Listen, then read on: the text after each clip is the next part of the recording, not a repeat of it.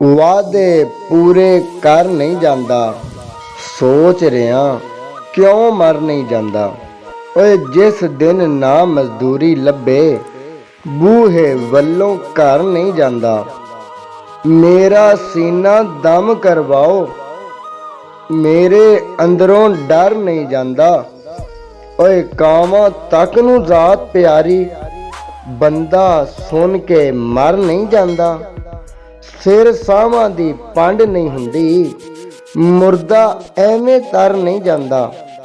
ਇੰਜ ਕਲੀਮ ਨੇ ਨੀਵੀਂ ਸੁੱਟੀ, ਜਿਸ ਰਾਮ ਬੰਦਾ ਹਰ ਨਹੀਂ ਜਾਂਦਾ।